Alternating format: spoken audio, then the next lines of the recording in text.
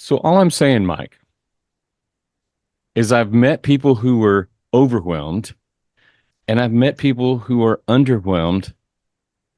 I've never met anybody that was whelmed. It's tough to be whelmed. How are you today? I'm whelmed. Yeah, that's right. Yeah. Just that part of Actually, our, yeah, this week's a week of rest for me, so I'm actually whelmed this week. you're in a passive, calm state of whelm. Yeah, I'm in neutral. So, there are words out there that sometimes you say, what does that mean? Or where does that come from? Or when you say that, do you actually mean something, or is that something you've just heard? And I think today we're going to talk about culture and talk about what is what is a positive culture for your music organization, band, choir, orchestra, and how important it is. And I think we all agree that a positive culture is a thing that we want.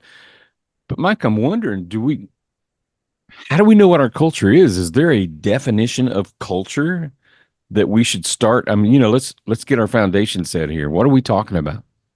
Yeah, you're exactly right. The word is thrown around quite a bit, whether it's by band directors, coaches, politicians. It just seems organizations, companies, culture. We've got to have a culture, and It just feels like a buzzword. You know what I mean? yeah, it just fills space. It Yeah. just means kick out the bad people, keep the good people. It seems like that's what culture generally means.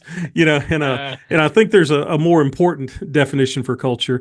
In Okay. my mind, I really feel like culture is a set of shared beliefs within an organization of how we behave and how we interact with each other. And these beliefs have to be repeated over and over and over in order for people to understand within that organization what our culture is. Culture is something that doesn't just exist, it's something that's taught, just like learning how to play clarinet or learning how to play flute. You teach the culture of your group, and it takes a lot of Okay. time. And I know So sometimes, oh, go ahead. now we were talking. We've talked about student leadership, Yeah, and I feel like this is kind of an extension it is, but this to kind of to goes the, into the staff and the administration and the school. and that's where I But was yeah, it going. is an extension. Yeah. So where I was going with my question is this part of our mission statement? Is this something that is demonstrated from the leadership? Is this specifically something that the head of that, be that the director, conductor, whatever you want to call yourself, is this something that needs to be modeled and expressed from them? Yeah, definitely. Yeah, you're right on track on all that because whenever we do our mission statement, it has three items in it. The first one's easy. It's what do we call ourselves? We're the Pure Gold Marching Band or the Marching Armadillos or whatever, Mhm. whatever we call ourselves. And the Go San second Saba. part, yeah, San Saba, go San Saba. And the second part is our culture that we put in there that we have to somehow define portions of our culture, not the whole thing, but at least give an idea. And the third part of our mission statement is basically our goals. So those three things have to be listed out in a mission statement, in my opinion, to be a mission statement. So culture is a part of our mission statement. Or is it fair to say if we're not example what's my words are escaping me, if we are not demonstrating those points in our mission statement, then that's not our culture. Correct. Or if our Yeah, culture doesn't reflect that mission statement, is the mission statement actually our mission? So right. now that I've stirred that pot up, Yeah. It's a good hey, pot to let's stir. let's talk about culture, Mike. Yeah, that's right. That's right. Because energy and vibe is so infectious especially in a performing ensemble. And I mean that in terms of like an athletic team or an orchestra, a band, any group that has to work together to create a product. It could even be a company, I suppose. But our student leaders are kind of our front line to cultivate that culture. And honestly, we have to really make sure all the students understand what we're wanting to do because all it takes is one negative under the breath comment in the middle of a rehearsal by a student leader to just totally just suck all the energy out of that rehearsal. And conversely, all it takes is one well placed encouragement by a Right. student leader or a staff member. So So Okay. I feel like it's an interesting process, and in some ways, I might kind of jump off the cliff here, but in some ways, I think our development of our culture is more important than our teaching of music during the band period. Think about You that know for a what? second, because the kids will figure out the music if they have the right culture. They'll go home and Right. I practice their horn. You know? was going to say, I also think that if the culture's right, everybody's able to learn without the distraction of it's so weird. See, I mean, we've talked about culture, and it does have a proper definition, but it's so hard to. It's kind of elusive. Yeah, yeah. Well, it's always evolving. Well, That's there's why that it's thing elusive. in a bad culture where nobody can explain what's wrong, but something just doesn't feel right, Yeah, and it's hard to get everybody pulling the same direction when everybody's wondering why doesn't this feel right, or even worse, we're just going through motions, or I don't know. Maybe it's some. I guess what my brain is saying is it's easier to define bad culture than it is to get a good definition of good culture going, so you know what you're working for. right. Or is good culture different for everybody? Now that I've thrown all that out there, I sit back. Yeah, you sit back. And I think good culture is what works for that particular organization. There's no exact set of standards that we have to do because if a person is at a school that's let's say a higher socioeconomic clientele, and has more budget money, their culture is going to be a little bit different than a school that has a low socioeconomic clientele and has very little money. Because I've taught in situations where uh, the families were lower middle class, and the school had very little budget money. And I've taught in schools that was the opposite end of that spectrum, and it was a different culture that we had to instill. Right. Well, I guess here's what I'm saying too is that I don't think, and you said this already, there's not a recipe Right. that Emerald said, bam, good culture. Yeah. Every just because your band's personality is different than mine doesn't mean that either one of our cultures is bad. Correct. For instance, I think there's another buzzword out there, and I'm just going to, for me, this is an elephant.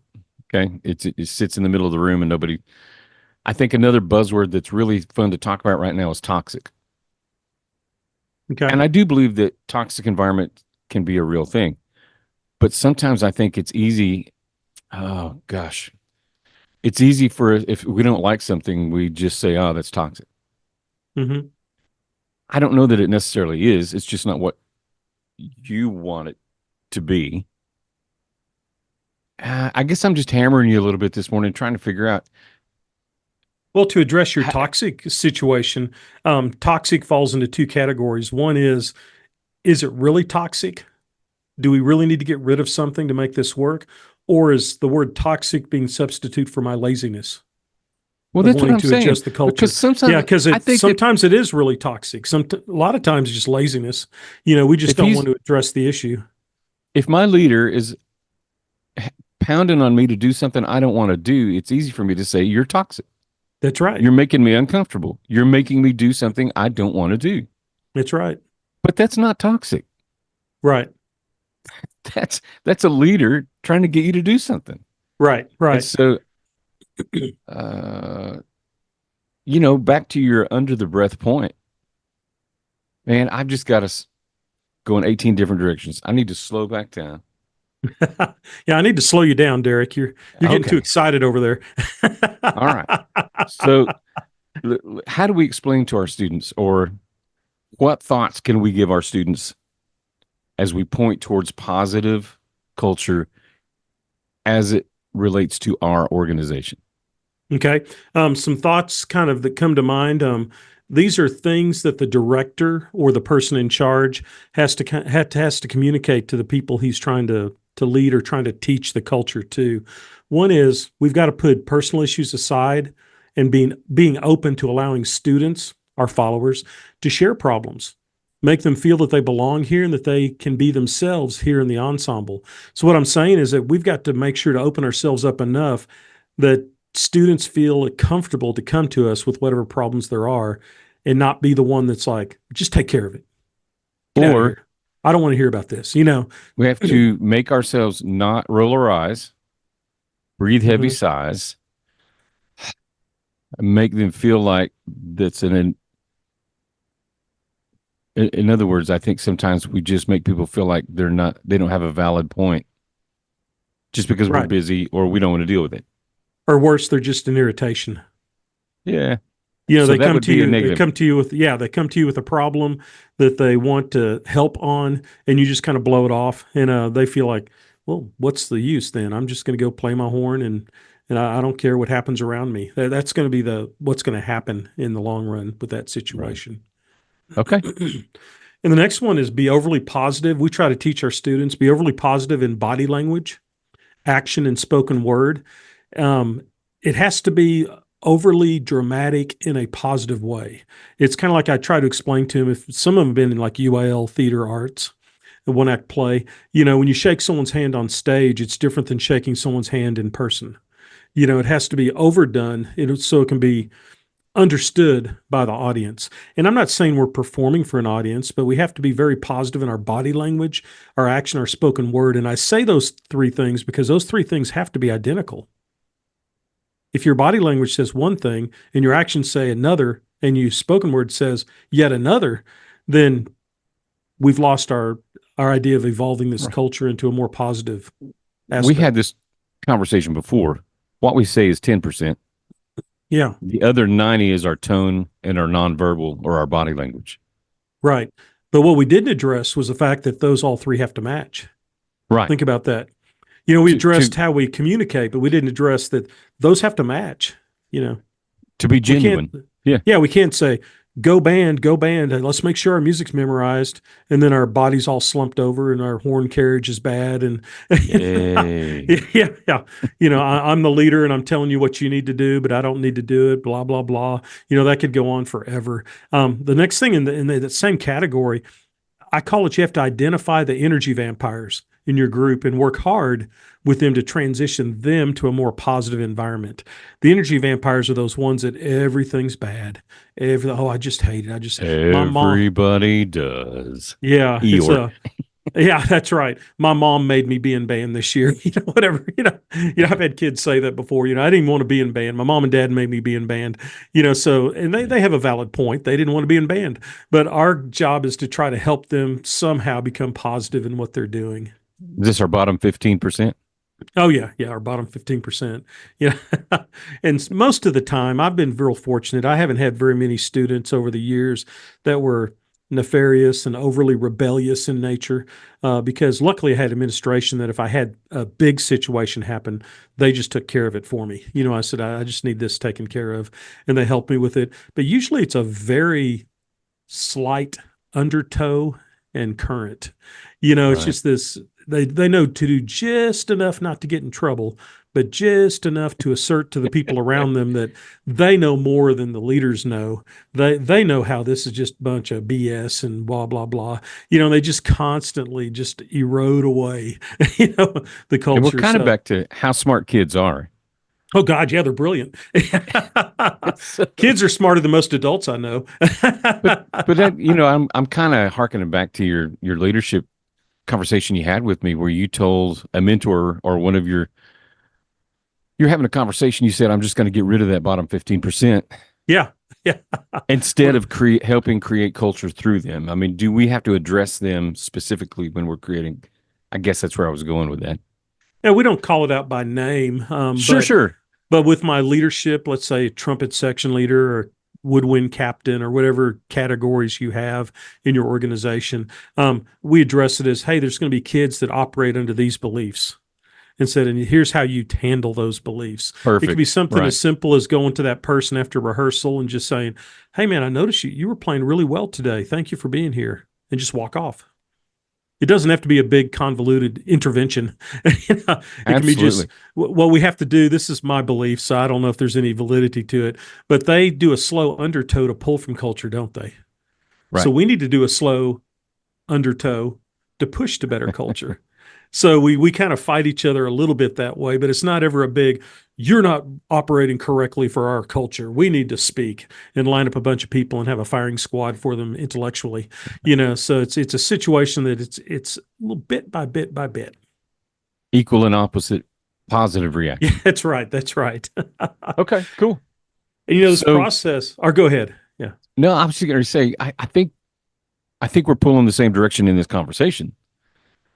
But I'm curious. This can't be something that, and you said this already. We can't be pretending that we're trying or forcing ourselves.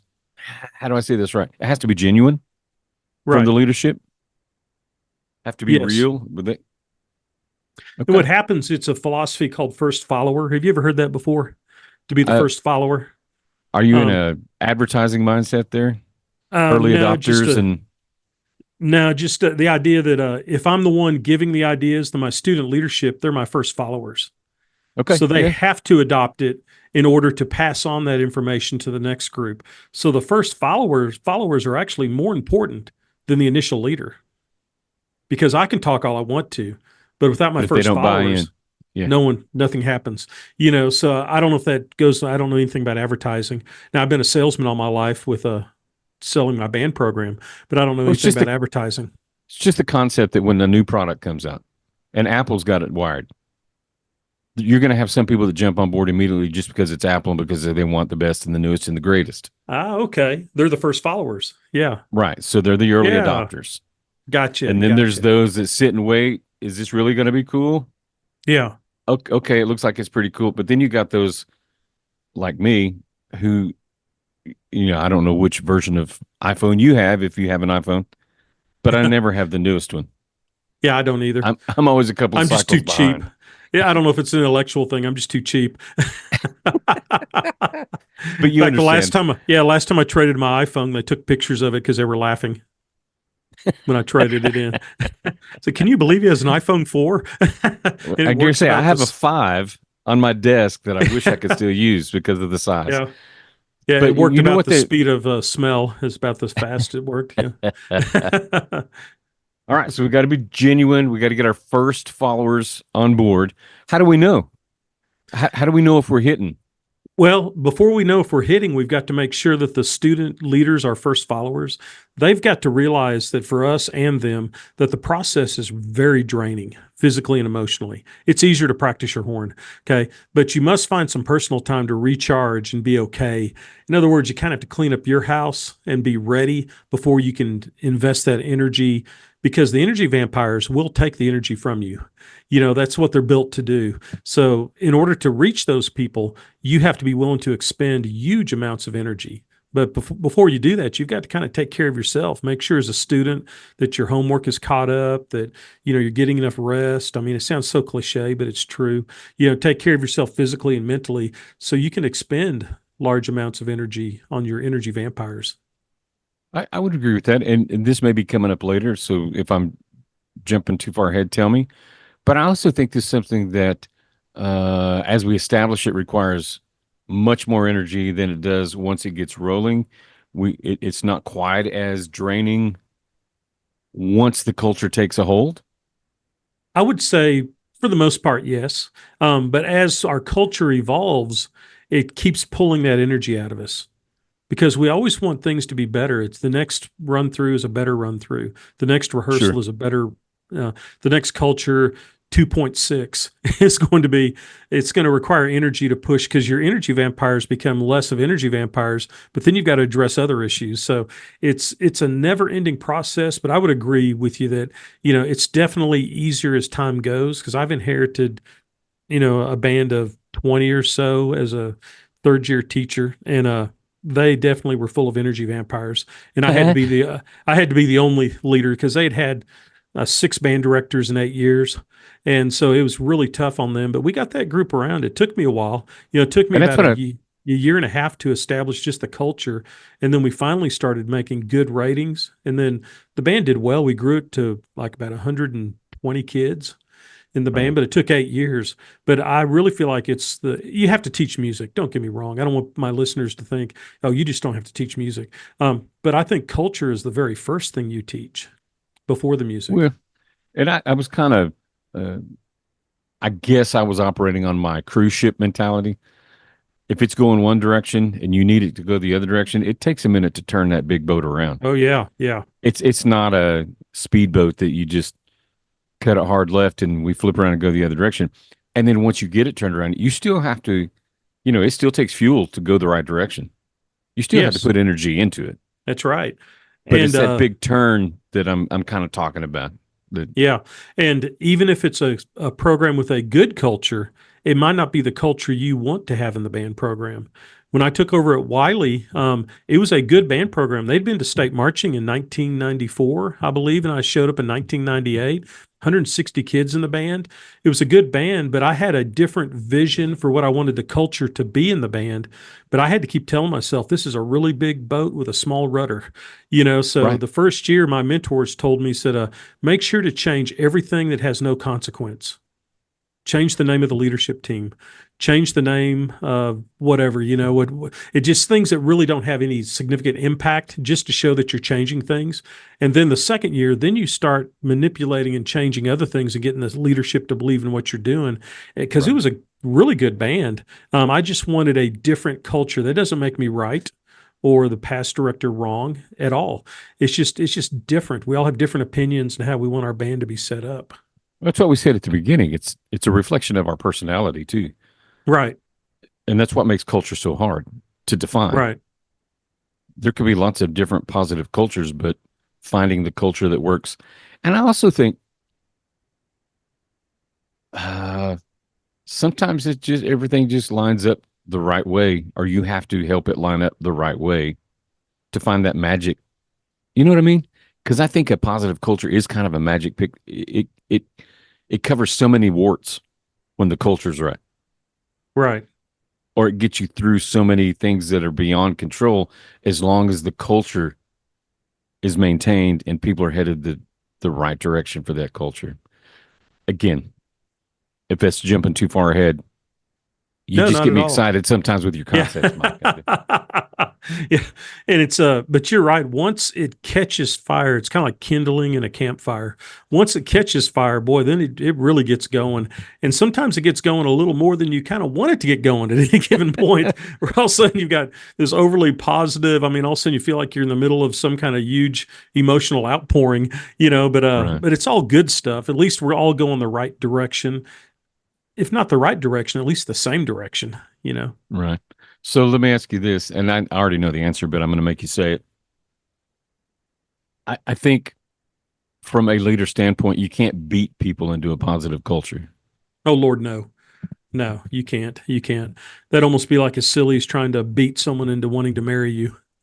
Or the floggings will continue till morale improves. That's right. That's But, right. but I guess what Yeah. I'm saying so is we've got to kind of tell ourselves in this process, I've got to be kind. I've got to be positive. And back to your over the not over the top. I think that's putting it more in a negative light. But how did you say it? We have to really exaggerate our Yeah. positivity and our kindness You during the do have to process.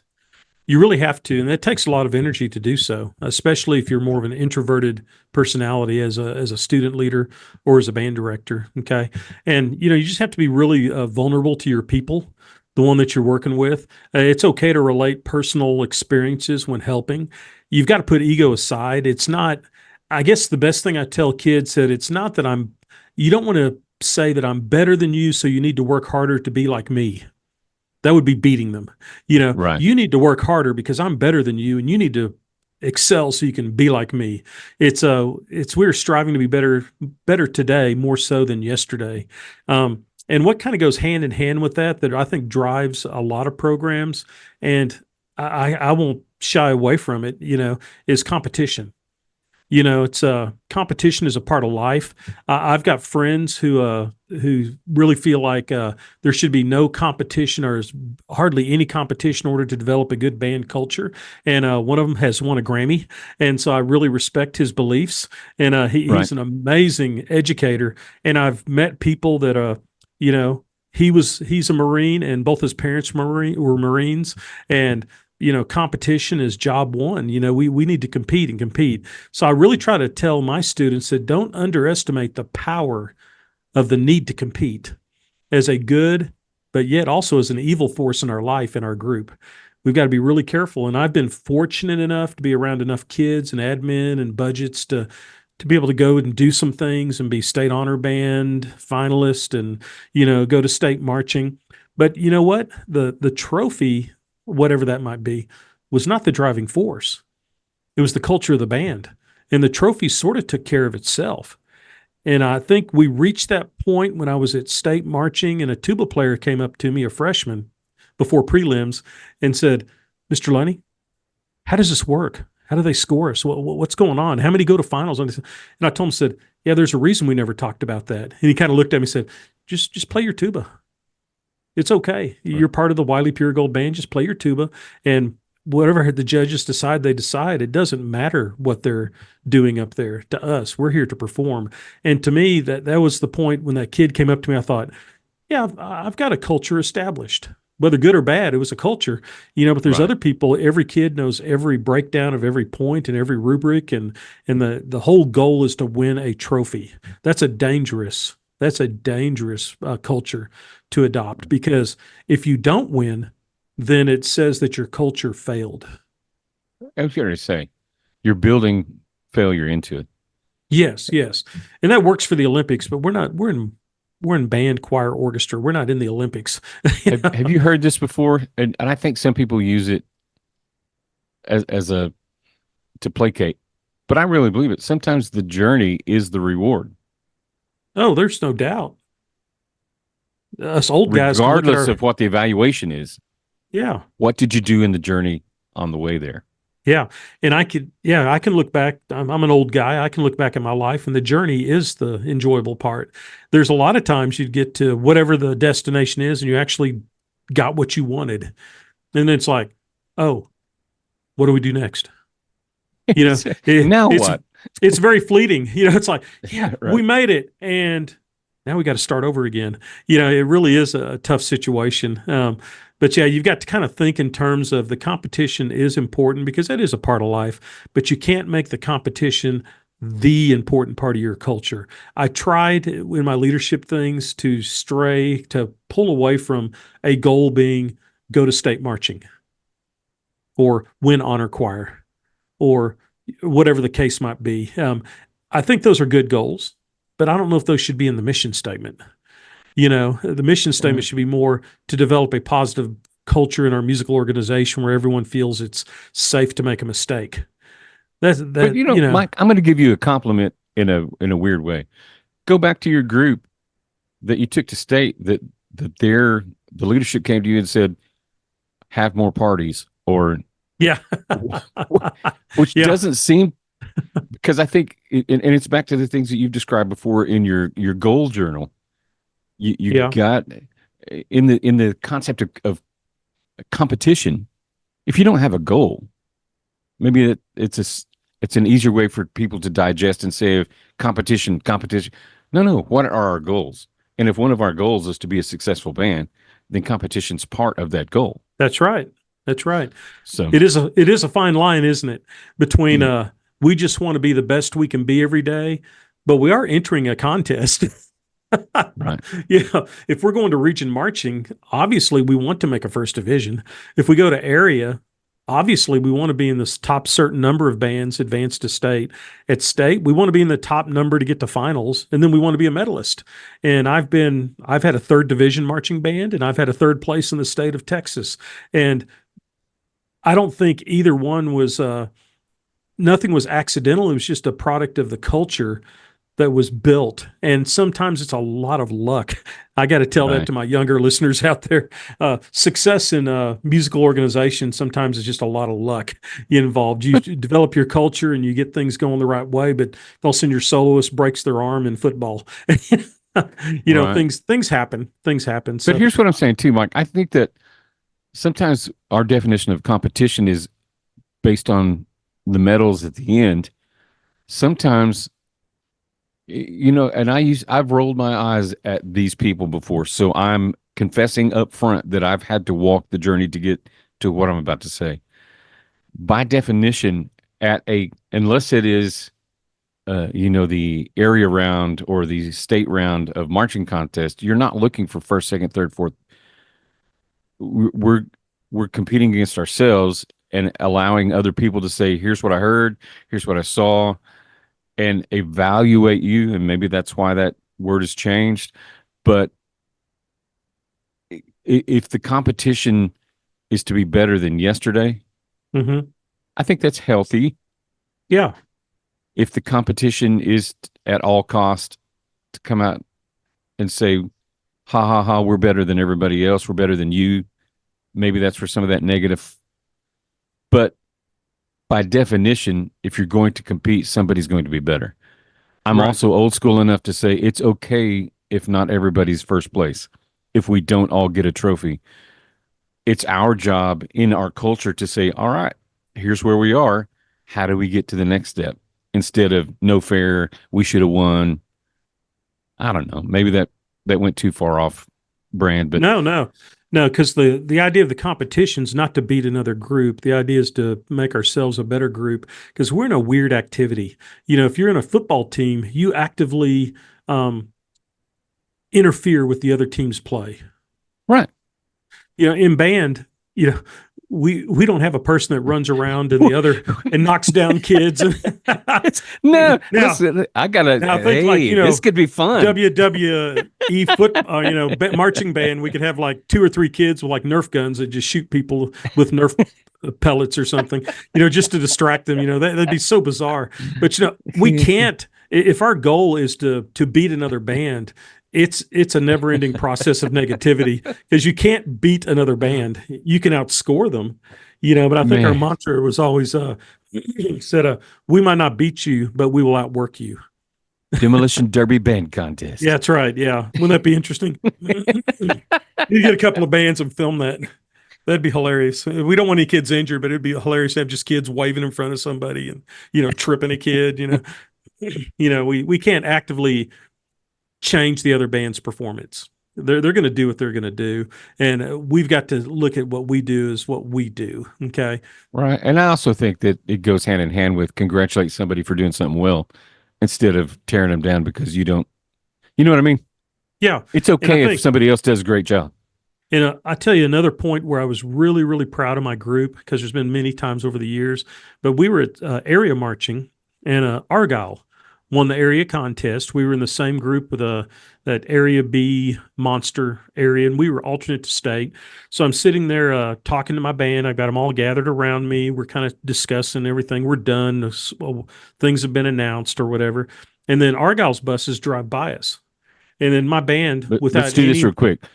If you're not in the state of Texas, Argyle is historically a very strong program uh, out of the Metroplex. So Right. And so the buses drive by, and without any motivation from me, my students turned around and applauded them. You know, awesome. and I thought, here we are. We just lost our bid to state marching, and they had enough good culture instilled by the just great kids. I don't know if it was as much anything I did. They were just really good kids, but they applauded that other band and of course, the Argyle kids kind of waved out the window. We all know each other, and it just shows that, it's not, we compete to compete. Yes, we do, but it's not all about competition. If it is, that's a never ending negative process. And Right. that could be a whole podcast onto itself. Mr. Lunney's beliefs on competition, because I could go forever on all the way down to beginner band. How sometimes Right. competition is good. Most of the time it's actually negative.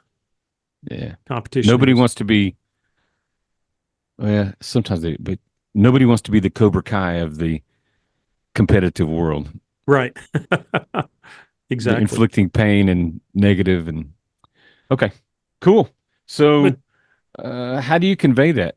How do you help people understand the positive and negative aspects of culture as you're trying to instill it? Okay. The first thing we try to instill to our first followers is that they have to be understanding and kind in what they do. They can't be brutal and, hey, dumb freshman, don't you know what you're doing? That kind of thing. Because if you're kind and understanding, and it'll result in better people and a better musical product for your group. Um, it's your job to give the bigger picture to your people.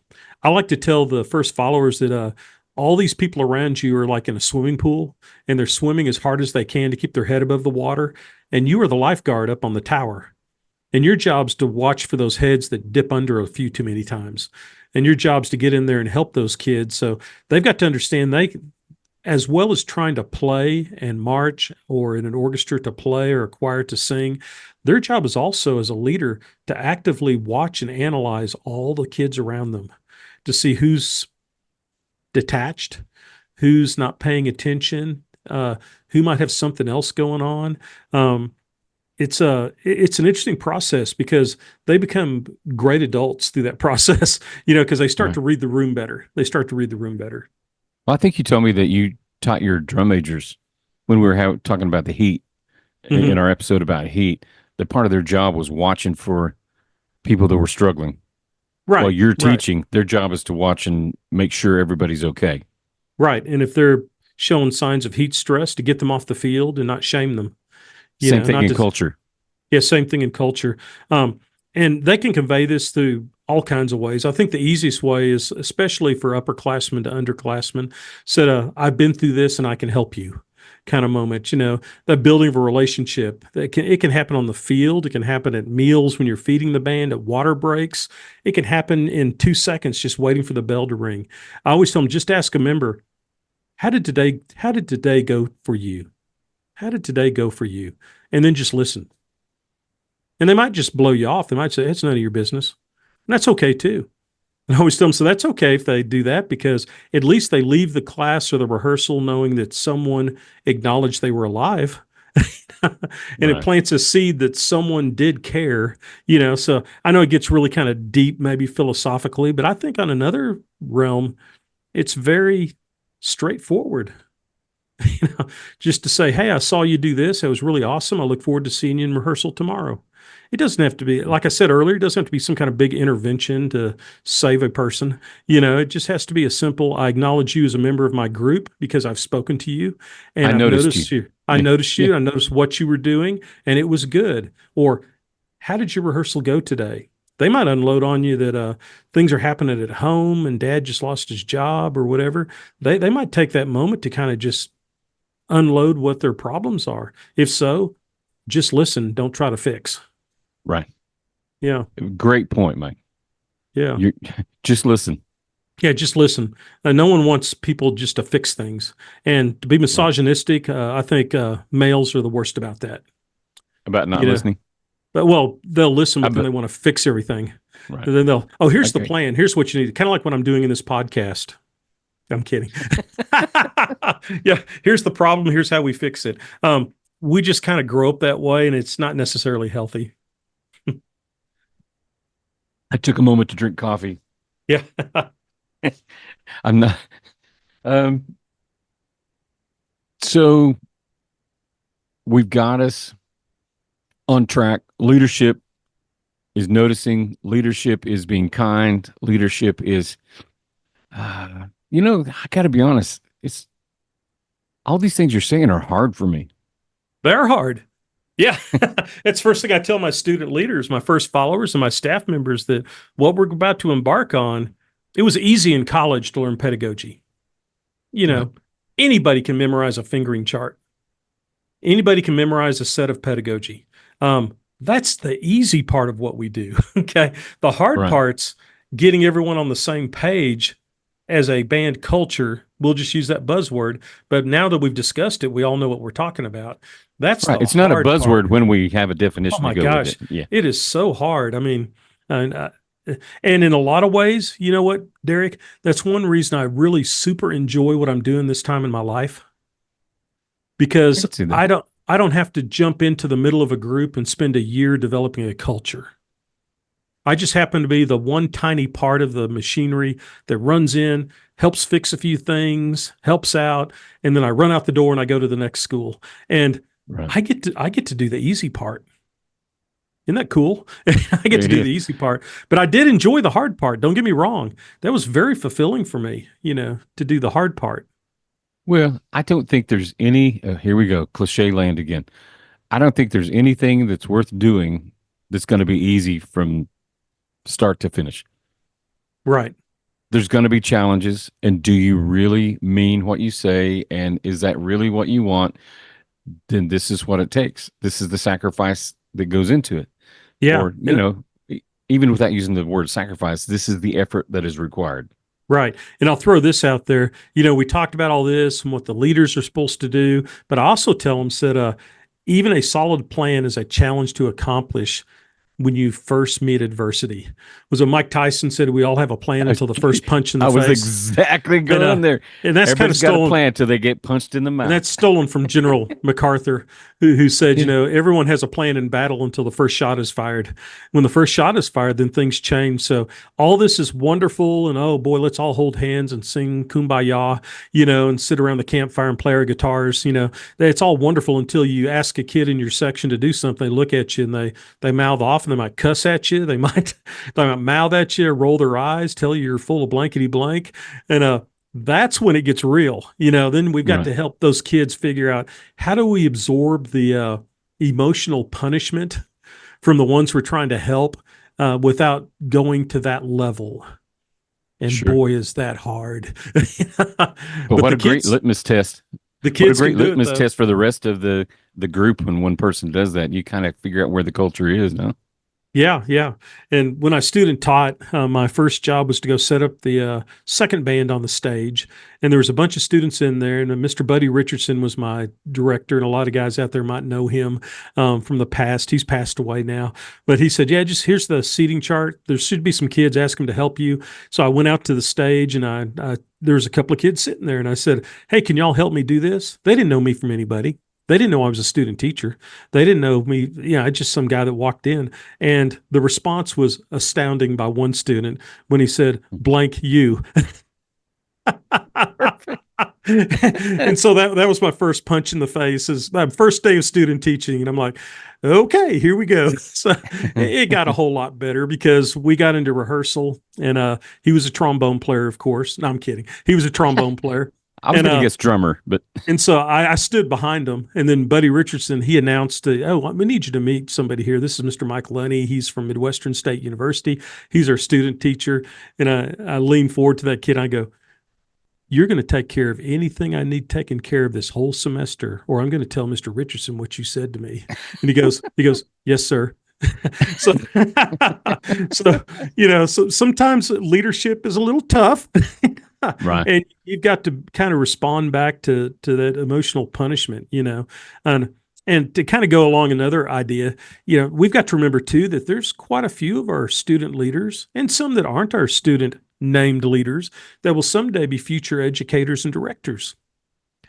So we're hoping that this culture that I grew from Greg Miller and other mentors of mine gets passed through. It's not my invention, gets passed through to these guys, because now I've, like, I don't know, 13, 14, 15 people out there that are band directors that came Yeah. through my programs. And They they're call going that the coaching tree in athletics. Yeah. yeah. So it kind of works the same in band. But I think sometimes in today's society, when kids express interest in being a band director, a music educator, I think a lot of teachers just immediately just shut them down. Said, "Oh man, it's just terrible. You don't want to do that. You need to do something better with your life." I kind of approach it in our culture that I just tell them the truth. I tell them Yeah. the incredibly wonderful things that have happened in my life because of music and because of my job. And I do tell them the things that are the downside, just like any job. And I always kind of preface it with this, that there's not that many parents who hope their child follows their footsteps in what they do for a living. The postman tells his kids, don't work in the post office. The Army major tells his kids, for the most part, I'm being real general here, tells them, don't enlist. Go to college. The college professor says, hey, you need to find yourself. You need to go and get in the Peace Corps and do this. So I think there's a certain part of us that we dwell on the negative part of our job, and we transfer that to our kids, and in this case, to the leaders who are in our organization. So I say, sit them down and just tell them the truth. These are the things that are a challenge. And these right now, the big challenges right now in public education, in Texas especially, but all over the nation. But also tell them the wonderful things that have made me enjoy life, as a music educator. So Awesome. I just want to kind of drop that in there. And for developing culture, I tell you, I had the coolest experience last week, Derek. There's two brand new high schools in Wichita Falls, Texas, and they're both 5A high schools. One is Legacy, and the other is Memorial.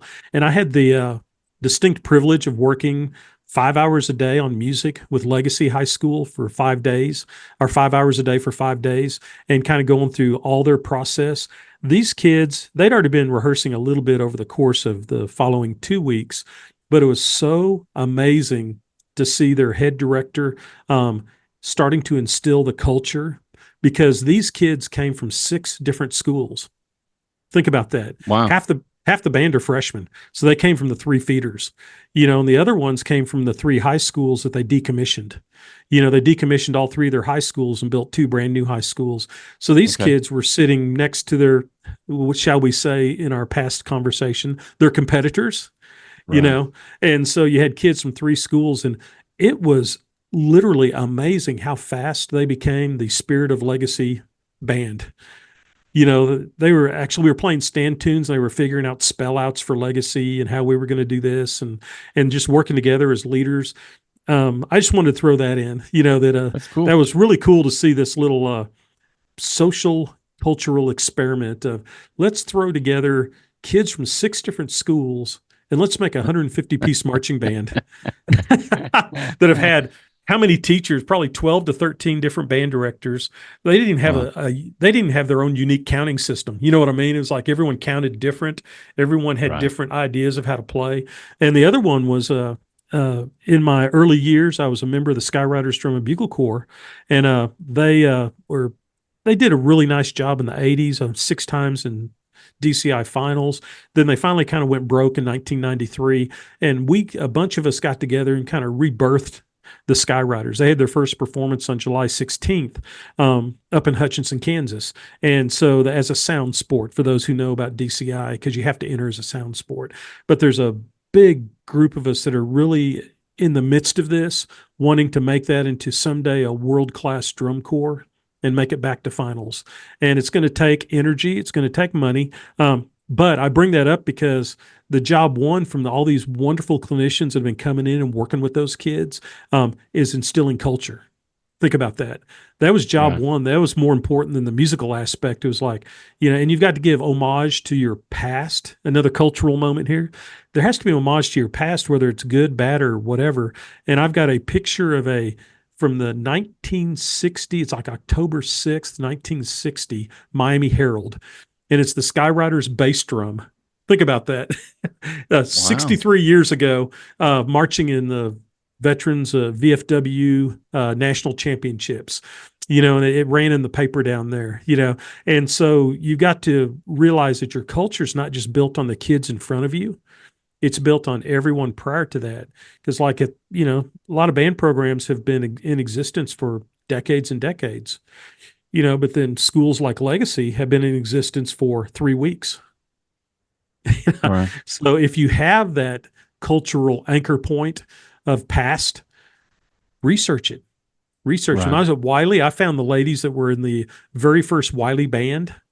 Now it's like 65 years ago, and how they made Wow. their uniforms out of Abilene Christian College old cast-off uniforms, and they put gold W's on the front, and they were the members of the very first Wiley band. So we embraced that, So, Yeah. and we had them talk to the kids. So in terms of building culture, bring some people in you know, that are in their 60s or 70s or 80s that were members of that organization. That's It's kind of a cool. cool moment. I could go forever on Cool, that, cool. but it's Right. really cool. Well, put a bow on this for us. I have a question I may or may not ask, but put a bow on this for us. The only thing I want to kind of stick to the end is that because I think everything else is pretty well explained, and I'll get your question. But 2 books, and I've recommended these before, but in terms of this particular podcast, one is The Culture Code by Daniel Coyle. It's Okay. the culture code. It's a code. I can't speak, but it's basically on how to build culture within your organization. It's not music specific, but it's really good. Comes with a great workbook with all kinds of handouts. The other is Atomic Habits by James Clear. It also has a workbook, and it's amazing for personal use and for group use. So for those band directors, choir, and orchestra directors out there that are trying to build a culture, maybe pull some ideas from this podcast, but I mean, this was just the tip of the iceberg. Read those books and take what you want from those books and take those activities out of those books and engage your students in that way. Okay. So, what's your Okay. question, Derek? Oh, I've always got questions, my friend, but I'm kind of, and I don't want to, this may, you may say, hey, let's do that another podcast out of that. But we talk in our podcast conversations, we hit all these different aspects and I think it's awesome. But let's assume in the conversation uh, of culture, and sometimes we just have to make ourselves be observant. If we're uncomfortable, why are we uncomfortable? What is it about this culture that makes me uncomfortable? Or if something makes us feel great, we have to be observant enough to go, all right, I need to stop. What makes me feel great? What is so encouraging about the group that I'm a part of here? But we had a podcast for first time around teachers. Let's assume I'm a first time teacher and I'm not the head. I'm by your recommendation or by your encouragement. I am actually an assistant, and my once I get to this new job, I recognize this isn't necessarily positive. Right.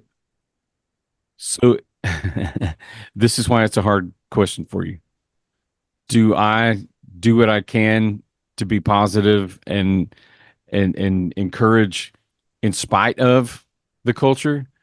Do I take up the crusade of changing the culture as an assistant? You understand what I'm asking you here? I do. Sometimes we walk into a negative culture and you're really not the person in charge.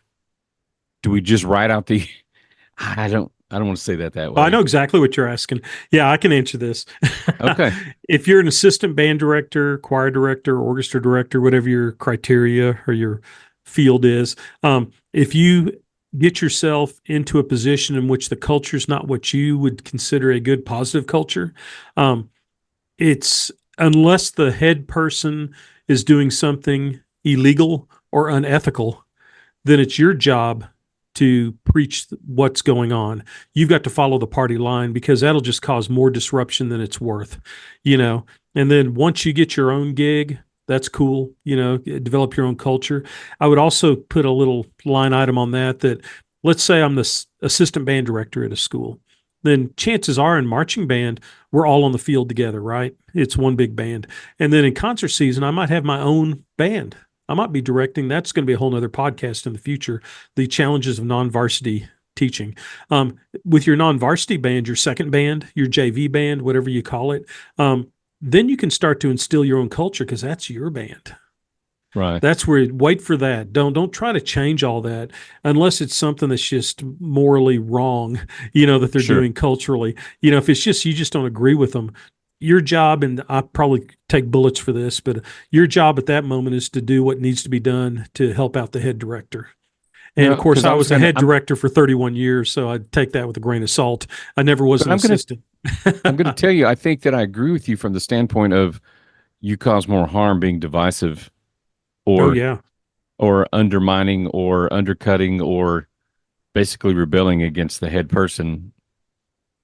I You just gotta kind of ride that wave until you get to a place where you can and take And that notes. and you can meet with them personally and just say, "Hey, I've got some ideas, Mr. Head Director, Miss Head Director. I've Right. got some ideas of things we could do. Can I do this?" And then if they say no, then okay. But you know what? I think in their hearts they know what they're doing is not the most productive. And they might be open to someone coming up and going, "Hey, I've got some ideas. Can we try to do this?" And if you get permission from them, or they consensus, at least, I know permission's not the right word, but get consensus that, yeah, let's go this direction, then maybe you can have that tide turn the other way. I'll And leave it here's at the that. and here's my last two thoughts and we'll close if you're good with it. Number one, you hired on there. You are not the head director in Yeah, that and you should situation. you should have smelled the bad culture during the interview, but go ahead. Well, a lot of people interview well on both Yeah, sides, yeah, that's true. but if you didn't ask all the right questions. Yeah, So my second thought, um, leadership training. the law of E.F. Hutton, if you're familiar with that, the the person that people listen to is the real leader. Right. Doesn't matter what your title is. That's right. You can be positive. You can do all the things to create a positive culture without, you don't have to ask permission to be positive, I guess is what I'm saying. That's exactly right. And again, we keep giving kids credit for being smart. I think that in the end, even if it doesn't change the culture long term, while you're there, you can be genuine, you can be positive, you can be kind, you can be all the things that we talked about that create a positive culture without having to say, you need to listen to me because this is my title, or I can't change anything because I don't have the right title. You be positive. You be an agent for change. And you don't even have to be rebellious or it's not like you're trying to undermine anybody. You're just being a positive force in No, kids' lives. just encouraging the people around you. We're not trying Take good to, notes. yeah, Right. And that's what I'm saying because journey, let's pull that back up. And before we close this, if that's part of your journey right now, that's part of your journey. right. It's up to you to make it a positive part of your journey. Yes, yes. And in terms of the culture, I'll just end with this one quote, and I'm going to read it just so I don't mess it up or whatever. Okay. But it's a cool quote. A team is not a group of people that work together. A team is a group of people that trust each other.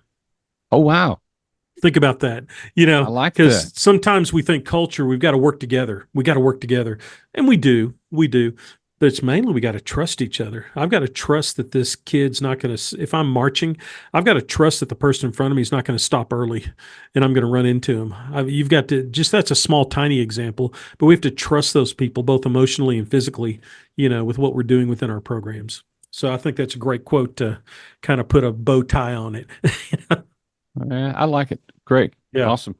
Okay, man. So, student leadership, now we got to develop that culture. Yes. Awesome. And it never ends. It's like doing the dishes. Never ends. It's every day. It's every day. Yeah. But once we make that turn, every day is not such a bad thing. If That's we can right. have every day in a positive culture, Yeah, I used the I'm good. example. At least we don't let the dishes pile up for a month. Yeah. And then revert to paper plates. Just keep after it, guys. Just keep after it. All right, brother. Thank you for the time. You bet. It's been And fun. let's find something else to talk about next time. All right, sounds good. All right, brother. See you.